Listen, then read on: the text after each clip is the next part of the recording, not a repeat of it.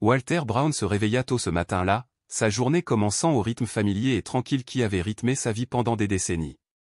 La petite maison de plain-pied qu'il avait considérée comme son foyer était entourée du jardin qu'il entretenait avec tendresse, un havre de paix regorgeant de fleurs épanouies et de haies soigneusement taillées, témoignage de sa patience et de son amour. Bien que son corps fût affaibli par la maladie, Walter refusait d'abandonner son mode de vie actif. Chaque matin, il se promenait pour découvrir le monde au-delà des limites de sa palissade. Après avoir terminé son café, Walter prit son carnet usé mais robuste, compagnon constant de réflexion, de poésie et de pensée qui le reliait au monde extérieur. Vêtu d'une chemise à carreaux repassés et de ses vieux mocassins élégants, il sortit sous le soleil chaud. En marchant, une douce brise agitait l'air, le chant des oiseaux emplissait le ciel et ses voisins familiers lui rendaient ses saluts et ses sourires polis. C'était une belle journée. Walter choisit son itinéraire préféré vers le parc voisin. Après une quinzaine de minutes de marche, il s'arrêta pour se reposer sur un banc devant une petite épicerie. Posant soigneusement son carnet de côté, il se laissa aller en arrière et ferma les yeux, savourant un moment de solitude paisible. Pendant ce temps, l'agent Dean Mater patrouillait le quartier dans sa voiture de patrouille. Connu pour son approche autoritaire du maintien de l'ordre, Mater avait une réputation peu reluisante dans la communauté. Son traitement agressif envers les minorités avait suscité des plaintes discrètes, mais rien de concret n'avait jamais été fait pour le maîtriser. Ce jour-là, il répondit à un vague appel signalant une activité suspecte dans le quartier. Son regard balaya la rue en conduisant, se rétrécissant lorsqu'il aperçut Walter, calmement assis sur le banc.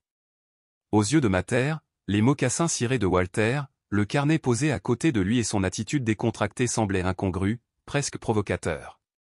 L'irritation monta chez l'officier, qui percevait ce calme comme une remise en cause de son autorité. Dans un crissement de frein, Mater arrêta sa voiture de patrouille. Il attacha sa ceinture, puis sortit d'un pas décidé et déterminé, l'atmosphère autour de lui changeant sensiblement. S'approchant de Walter, Mater lança d'une voix cinglante et autoritaire, « Dis donc, mon vieux, qu'est-ce que tu fais là ?» Surpris, Walter se tourna vers l'officier. Bien que son sourire chaleureux s'éteignît sous le ton dur, il garda son sang-froid. « Je me repose, » répondit-il calmement. La voix de Mater prit un ton faussement poli. « Monsieur l'agent, il fait beau, » répondit Walter, mais Mater était loin d'être rassuré. Debout à quelques mètres de lui, la main posée près de son étui, l'agent scruta le visage de Walter avant de jeter un coup d'œil au carnet. « Ce n'est pas votre quartier. Vous avez une pièce d'identité ?» Walter cligna des yeux, surpris par l'accusation. « J'habite ici depuis plus de 30 ans, » dit-il en fouillant dans sa poche pour en sortir sa pièce d'identité. Calmement, il la lui tendit, espérant dissiper tout soupçon. Mater jeta à peine un coup d'œil à la carte avant de la jeter négligemment sur le trottoir. Walter la regarda tomber, une oppression lui serrant la poitrine. « Peu importe depuis combien de temps tu es là. Bouge, » ordonna Mater d'un ton glacial. Walter hésita, incertain de la réponse à donner. « Je ne pense pas avoir fait quoi que ce soit de mal, officier, » dit-il fermement. Le visage de Mater se tordit de colère. Sa voix se transforma en un grognement menaçant. « Tu me réponds ?» Instinctivement, Walter porta une main à sa poitrine, non pas par peur, mais par incrédulité face à la rapidité avec laquelle la situation dégénérait. « Je ne vous réponds pas, monsieur l'agent. J'essaie juste de comprendre, » dit-il.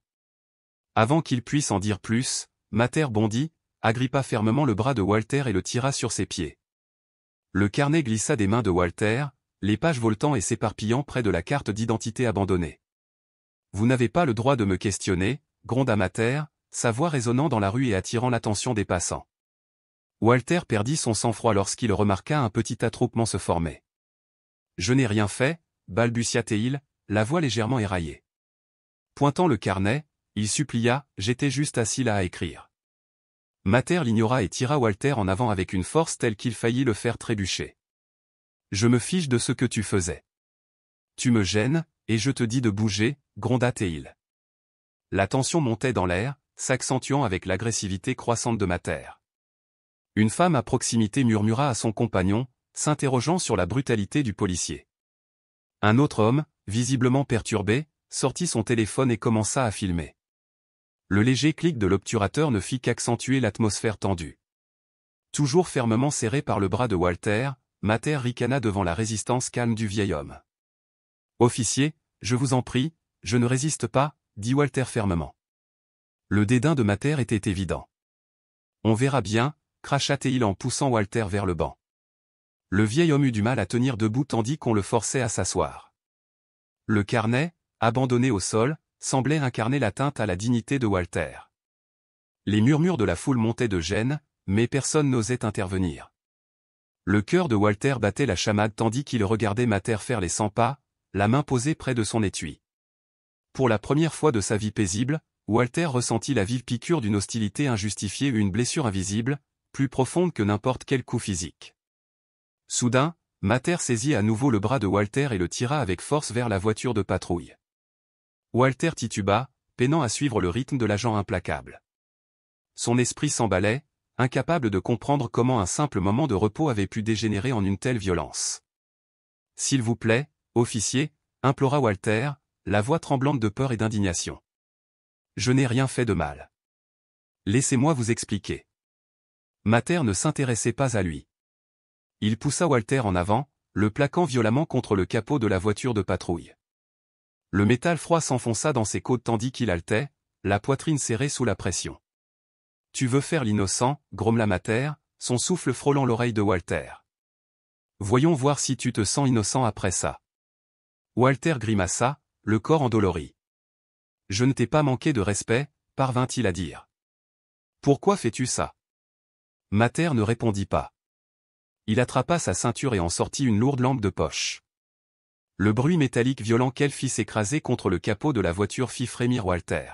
« Tu crois pouvoir me parler avec condescendance » gronda Mater. « Tu te crois au-dessus des lois. » Walter peinait à calmer sa respiration, la pression sur sa poitrine l'empêchant de parler. « Je ne t'ai jamais manqué de respect.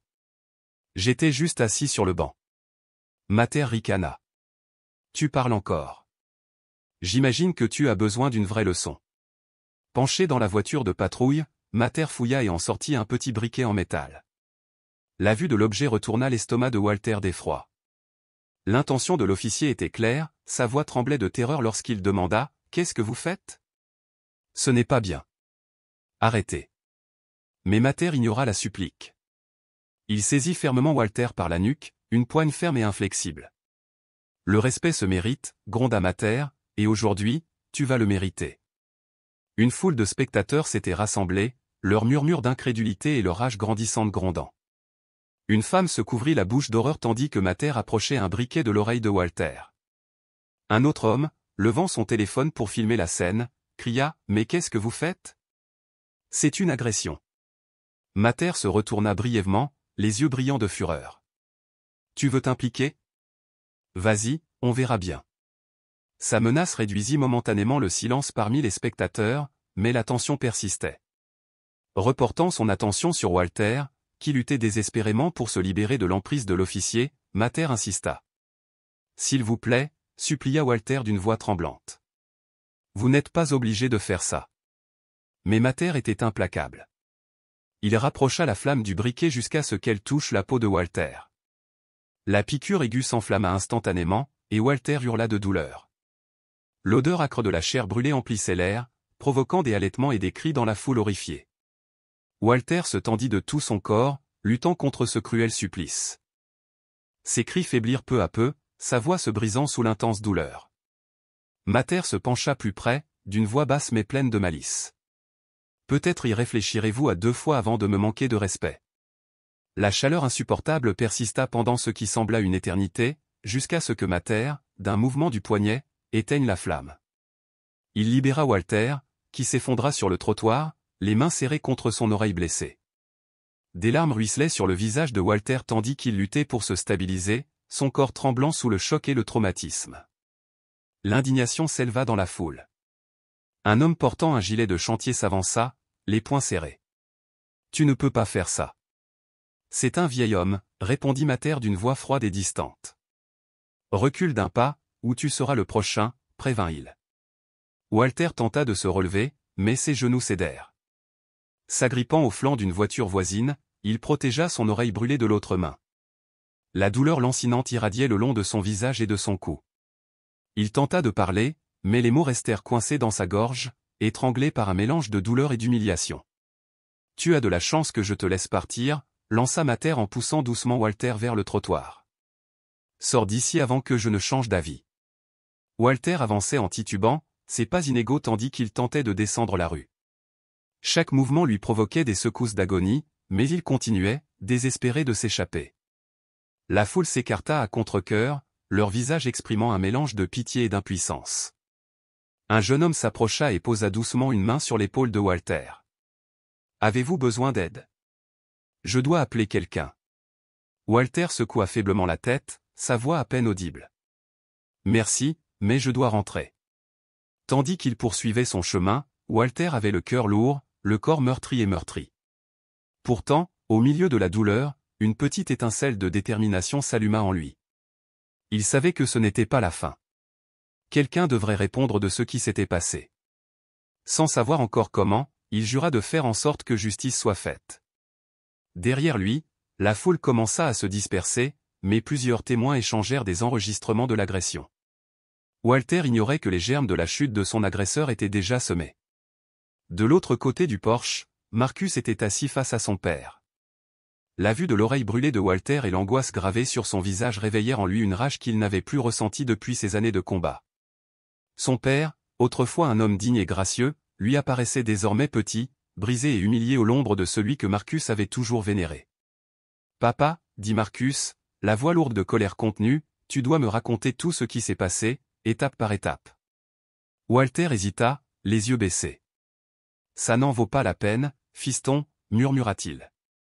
Ça ne fera qu'aggraver les choses. » Marcus se pencha en avant et prit la main de son père avec douceur mais fermeté. « Tiens, s'exclama-t-il sèchement.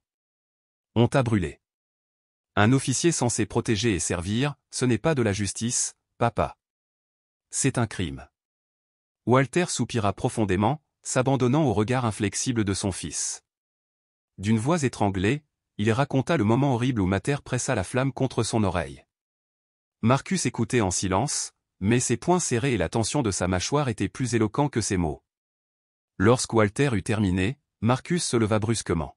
« Reste ici, ordonna-t-il. Je vais passer quelques coups de fil. » Dans son bureau, Marcus contacta immédiatement son équipe juridique militaire. Il lui expliqua la situation en détail, relatant tout ce que son père lui avait dit. Habitué à la présence imposante de Marcus et à sa quête incessante de justice, l'équipe lui assura qu'elle rassemblerait toutes les preuves nécessaires, des déclarations de témoins aux états de service de Mater. Marcus a ensuite appelé son contact à la police locale, le capitaine Reynolds. Sa voix était un mélange de professionnalisme et de fureur à peine contenue. « Nous avons un problème dans votre district. Un de vos agents a agressé mon père aujourd'hui. » Reynolds, déconcerté, répondit avec prudence, le général Brown n'en avait aucune idée. « Bien sûr que non, » interrompit Marcus. « Parce que cet officier, Greg Mater, pensait pouvoir s'en tirer. J'attends votre entière coopération à mon arrivée à votre poste demain matin. » Reynolds balbutia, mais Marcus raccrocha avant que l'homme ne puisse protester. Le général ne s'intéressait pas aux excuses, seulement aux résultats. Le lendemain matin, Marcus avait constitué une équipe. Ils arrivèrent au poste accompagnés de 2 policiers militaires et d'un avocat spécialisé dans les affaires de droit civique. Son uniforme, orné de médailles et d'insignes reflétant des décennies de service et de sacrifice, attirait tous les regards du poste. Les officiers du district se levèrent instinctivement à l'entrée de Marcus. Sa présence exprimait une autorité et une détermination débordantes. Il exigea de voir le capitaine Reynolds sans délai. Le capitaine sortit de son bureau, l'air mêlé de respect et de malaise. Le général Brown le salua d'une main tendue, mais Marcus ignora son geste. Il déposa un épais dossier sur le bureau du capitaine. « Voilà tout ce que vous devez savoir sur l'agent Greg Mater, » dit froidement Marcus. Ses antécédents de plainte, ses tendances violentées, surtout, son agression contre mon père hier. Reynolds ouvrit le dossier, son visage pâlissant à chaque page. Les preuves étaient accablantes, témoignages de la foule, photographies des blessures de Walter et même des images vidéo granuleuses. Le téléphone d'un passant captait clairement l'instant, Mater pressant l'appareil VOR contre l'oreille de Walter. « Ça y est », commença Reynolds, cherchant les mots justes pour exprimer son indignation. « C'est inacceptable. » Marcus l'interrompit fermement, et cette fois, on ne va pas passer à la trappe. Vous allez agir, ou je porte l'affaire devant les autorités fédérales. Le capitaine hocha vivement la tête. Mater n'est pas de service aujourd'hui, mais je vais le faire venir immédiatement. Je vous assure, général, que nous allons nous en occuper. Marcus plissa les yeux, lançant un avertissement sévère. Comprenez bien, capitaine, gérez cette affaire. Il s'agit de rendre des comptes, pas de châtiment corporel, ni de suspension avec solde. Justice. Moins d'une heure plus tard, Justice Matters fut convoqué au poste, complètement inconscient de la tempête qui l'attendait. À son arrivée, son arrogance emplit la pièce, mais elle se dissipa dès qu'il vit Marcus se tenir fermement dans le bureau du capitaine. « Qui est-ce donc » ricana Mater. Marcus soutint son regard sans broncher et répondit d'une voix d'acier, « Regardez bien. Je suis l'homme dont vous avez attaqué le père. Asseyez-vous. » La bravade de Mater s'essouffla, mais il força un faible rire.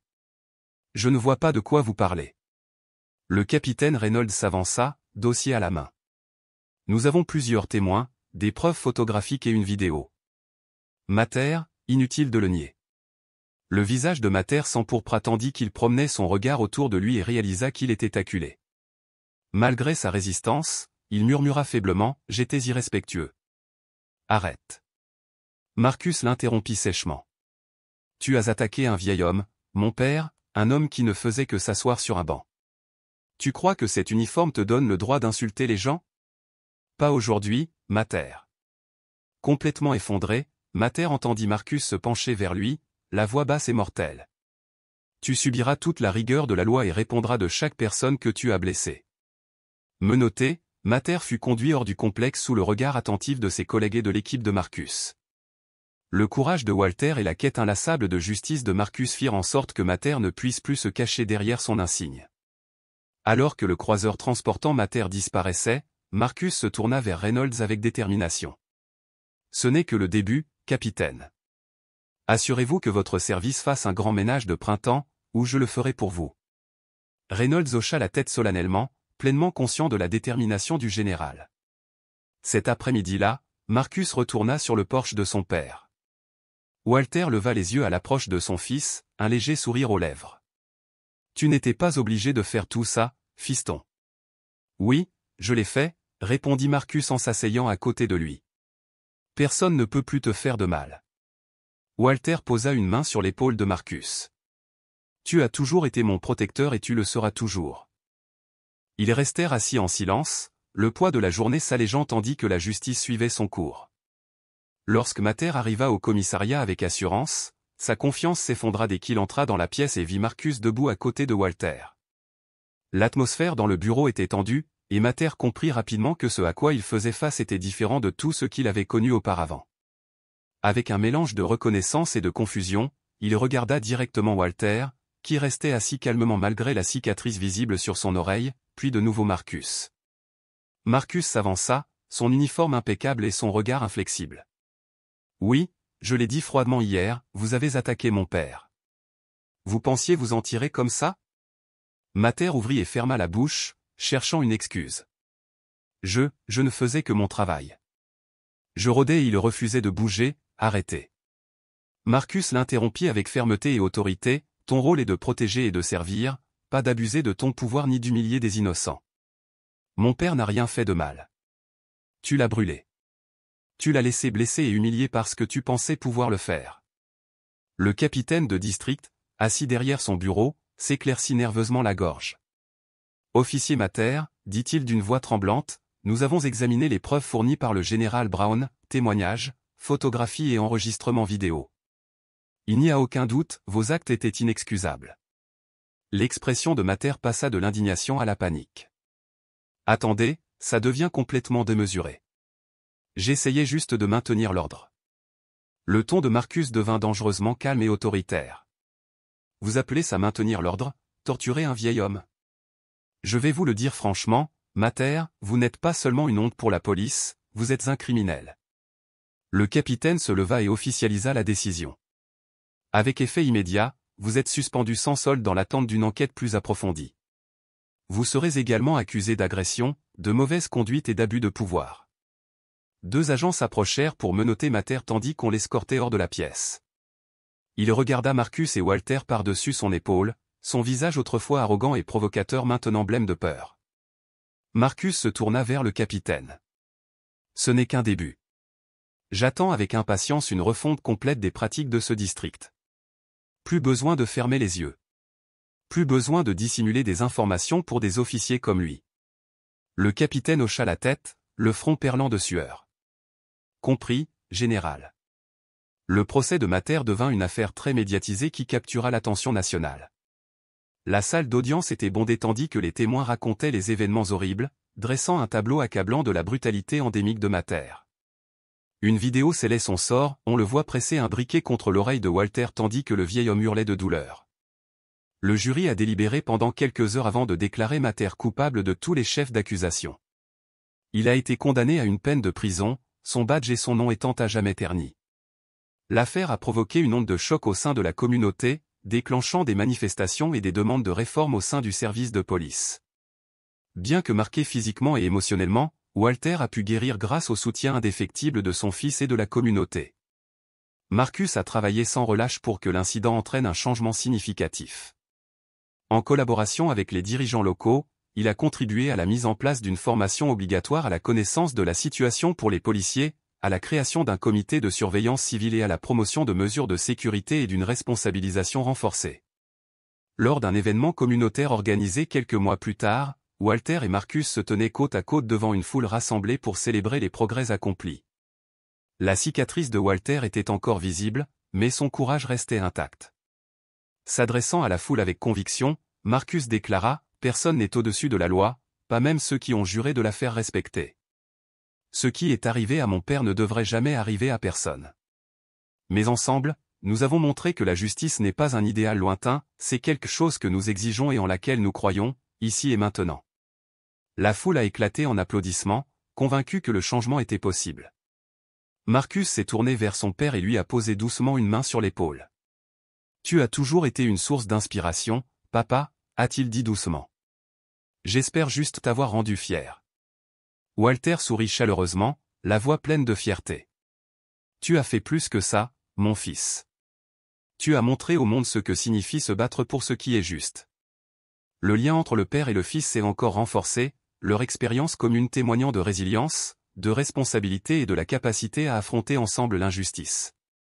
Ils sont devenus des symboles d'espoir et de persévérance dans une communauté transformée à jamais.